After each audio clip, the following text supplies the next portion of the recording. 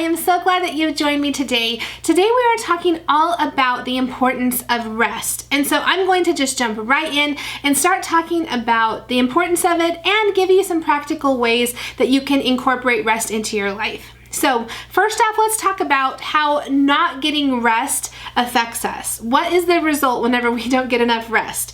We have all seen those hangry commercials by Snickers where someone acts completely different whenever they're hungry, and the same is true with rest. Whenever we don't get rest, we can get cranky. And there's a lot more than just that emotional side that comes out, because whenever you don't get rest, your immune system actually starts to weaken. So you can get sick easier.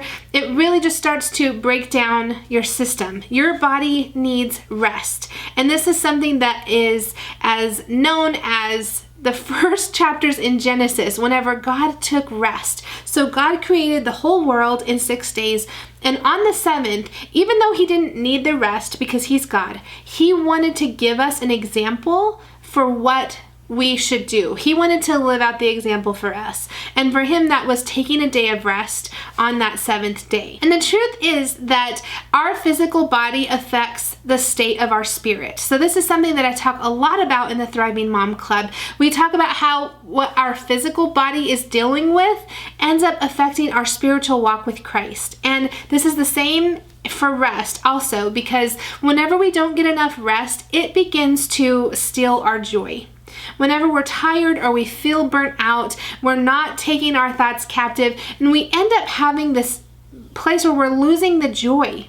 That joy that we had to serve the Lord, to serve our families, if we don't get proper rest, we begin to lose that joy because it breaks down our physical body, it breaks down our emotions, and it breaks down our spirits too. Next, we're going to talk about the different types of rest, because as different as we all all unique. There are different ways that we respond to rest. So everyone is different. There are going to be some people that the way that they get rest is by trying new things. Adventure is something that really gives them rest. So maybe traveling, trying a new restaurant, or trying a new dish at a restaurant that you always go to. Maybe setting up a scavenger hunt around your local home. Now, for some people, that's going to feel tiring. You are thinking that is not restful at all. But for those who adventure really is the way that they rest, you're getting me right now. You're saying, yes, that's exactly me. That's how I enjoy it. Going for a nice hike, that's how I rest from everything that's crazy that's going on at the office. So there are some people that adventure and trying those new things and getting out of the norm is really restful for them. There are another set of people who social settings and being with other people and laughing, those are things that help them rest. So things like being with other people, like I said, laughing, maybe joining a softball team, having dinner with friends. You know, we have some friends that a few years back we got together, and a lot of us love to cook. And so we got all together and we bought different foods. And if you've ever seen the Food Network, they have a show called Chopped on there, and everyone brought a certain type of food, and we had a chopped contest at a friend's house, and we just had made everything that, you know, everyone had to get together and make what they had with the ingredients that were brought, and it was such a great time. We laughed and enjoyed each other, and it was really a time of rest for us. The next form of rest is actually the way that I rest, and that is with solitude. So that might mean enjoying a good cup of tea while you're reading a book. It might mean taking a bubble bath, maybe taking a walk alone, or even driving alone. Now, I had a couple of crazy weeks a couple months ago, and it feels like I'm never alone in the car, but I had a drive that I had to take, and I was all by myself. I had people that asked me if I needed someone to ride with me, and I thought, you know, I really just want to rest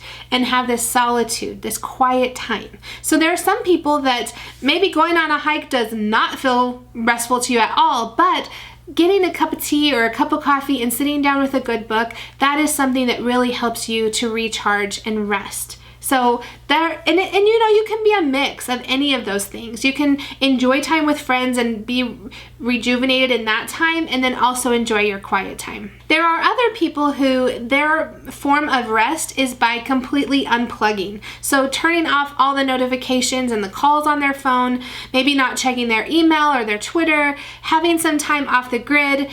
And this is something that my husband and I and our family does on a regular basis when we go up to our family cabin. So there is a phone there, but very few people know the phone number. So the people who have to get a hold of us can get a hold of us if they need us. But our phones at a certain altitude, we get out of service and we don't have them. Our phones aren't working. And so we can set them aside. And it's funny because as soon as we start driving down the mountain, we can know right when the service hits because our phones start beeping and it feels like we're getting back to the real world. You can unplug, and it doesn't have to be anything that extreme, but maybe every Sunday from after church until 7 o'clock, you turn off your phone and there's no notifications that come up. Or you can even do this throughout. If you're feeling really just busy and you don't feel like you're finding time for rest, then I would really recommend just taking off the notifications off your phone. Maybe leave your text messages or your calls, and the rest can just be whenever you go to those apps, then you see the notifications once they're listed. I know I recently just took Facebook completely off of my phone. I still have an account and every day I still log into the Girl of Grace group, but it's not on my phone. So I have a specific time every day that I log in and I look at my Facebook, I respond to messages, and I look at all my notifications, but it's no longer on my phone because just that extra stress was stopping me from resting. So let's talk about when rest isn't helpful. So there's a couple of areas that I found. The first is when it's unplanned. So when you don't have a plan for your rest, maybe you have an afternoon off and you don't know what to do with it. You don't really have a plan for it. So you end up maybe doing laundry or just wandering around the mall or something like that. That rest that's not planned and not intentional isn't going to be helpful for you. You're going to just feel like you're walking aimlessly or you're not paying attention to it, and you're not going to feel rested afterwards. The second type of rest that isn't helpful is when it's forced on us. So what I mean by this is someone says you need to take the day off and you don't have a particular plan to rest. Now this is completely different than you making time to rest and having a plan. Maybe you're going on a vacation, maybe you are taking time to be in the house by yourself, whatever it is. If it's forced on you, it's really hard to take a rest. And the third form of rest that's not really helpful is, I think, what's the most common, and that is whenever you're trying to escape.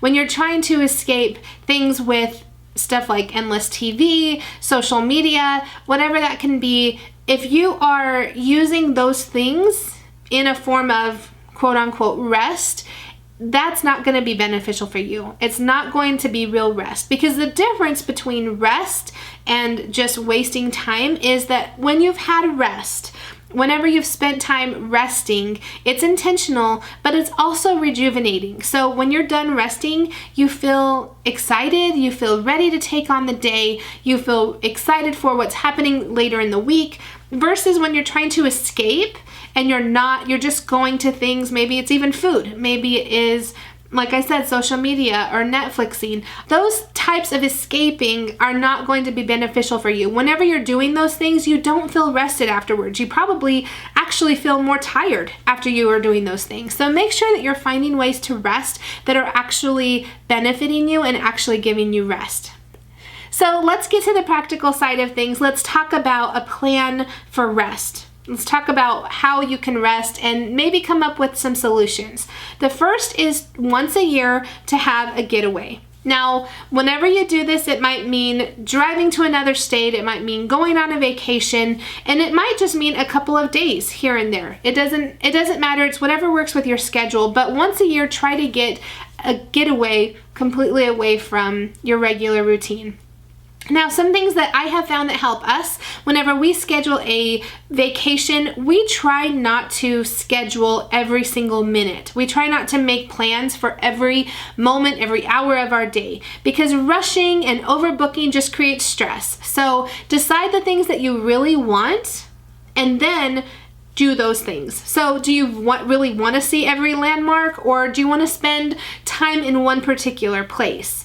Make sure that you're dividing up your time so that you are allowing for rest, because if you're just overscheduling, you're going to come home and not feel, you're going to need a vacation from your vacation. When you're planning this getaway, make time for sleeping in. Allow time for that. Allow yourself to wake up whenever your body naturally wakes up, because I guarantee you that your kids are going to wake up before you. That's just how it's going to happen. When my husband and my family and I took a vacation a couple of years ago, we did this. We chose every day just to sleep in until our bodies naturally woke up. And what happened was my boys woke up earlier. They came and crawled into bed with us. And those are some of the sweetest memories that we have now of just being, you know, near the beach or wherever we were going and having the boys climb in with us and just spending that morning just really calm and enjoying each other and not really rushing to be anywhere. And speaking of rushing, don't always plan on rushing to the destination. So if you have a place that you want to be, especially with little kids, maybe find activities or places to go to on the way to your destination. Whenever you're driving somewhere, instead of trying to drive it all in one day and get there to have fun and then just drive all the way back, maybe break up the travel time to 2 days or 3 days and find things to do on the way. So there might be a landmark that you want to go to, or there might be a special museum or something like that that you want to go to on the way to your vacation that you can find things to do and enjoy on the way. So that getaway was once a year. Now let's talk about things that you can do maybe once a quarter. So once a quarter, maybe try to get a weekend away. That might mean, like I said earlier, taking the family to the family cabin, maybe going camping, going to the beach. These are like those weekend trips that you can take every so often. And this also includes things like women's retreats. So back in October, I went to a retreat it was about a Thursday through a Sunday, and it was really a great time.